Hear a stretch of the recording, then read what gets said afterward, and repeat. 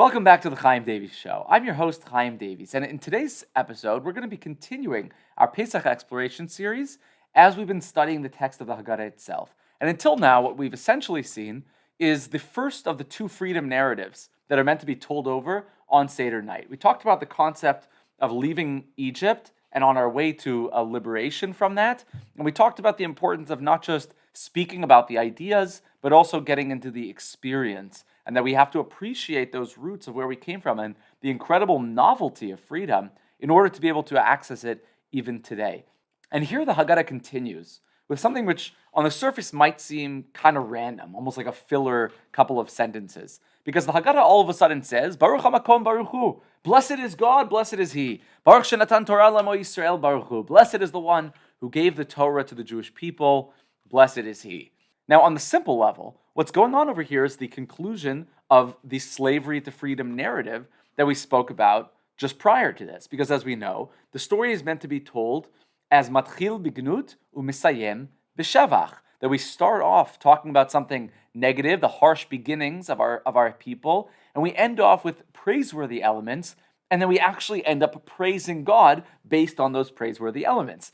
So here would be the praise, right? We just finished saying that God took us out with a mighty hand and an outstretched arm, and now we're praising God and in thanks and gratitude for everything that He's done for our people. But I think there's something much more profound going on here as well, because we're repeating ourselves. We don't just say, thank God, blessed is His name. We also continue and say, Baruch Shenatan Torah L'Amo Yisrael, Baruch Hu, blessed is the one who gave the Torah to the Jewish people. And I think this is exposing an underlying understanding that the Jewish people have. And the way that the Mishnah on Pirkei Avos puts this is Ein lecha ben chorin ela mi she'osek b'Torah. True freedom is a result of engaging in the study and the experience of Torah.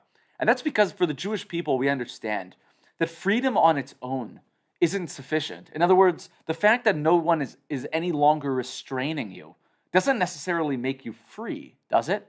I mean, let's consider. What does it mean to be truly free, if not for the fact that I am the master of my own destiny, that I'm the one who's not only able to make choices, but can actually make well-informed choices and be truly the one in control of my destiny because I'm aware of all the ramifications of my actions.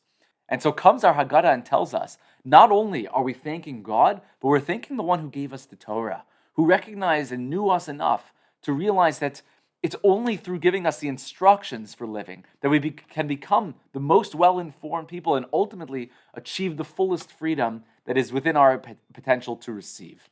Now, in the next paragraph of the Haggadah, and here we'll just dive into a little bit just to get our feet wet, the Haggadah seems to shift focus a little bit and kind of bridging the gap between narrative one of our freedom, the physical liberation, versus narrative two, which is going to follow this, which talks about our intellectual freedom and the journey from idolatry to a connection with truth through God. The Haggadah almost fills in that space by talking about differentiation in education. And we're told about Keneged Arba'ad Banim Dibra Torah. This is actually based on an ancient Mechilta, an ancient Midrashic commentary on the book of Shmos. It's also found in early sources in the Talmud Yerushalmi as well, with slight variations. And the idea over here is that the Torah provides almost guidance in how we are meant to respond and almost lead the conversation about freedom, depending on what type of person we're interacting with. Because as we know, obviously, as many individuals as there are different ways of seeing the world. Everyone has a unique vantage point. But if we look at themes or almost categories of how to approach the Exodus narrative, the Haggadah outlines 4 different aspects of the ways in which that we can tell the story to our children and ultimately to ourselves. Now, these 4 categories might sound surprising to some of us. We have a chacham, someone who is wise, a rasha, someone who is wicked, tam, someone who is simple or innocent, and eno yodea lish'ol, someone who doesn't even know how to ask.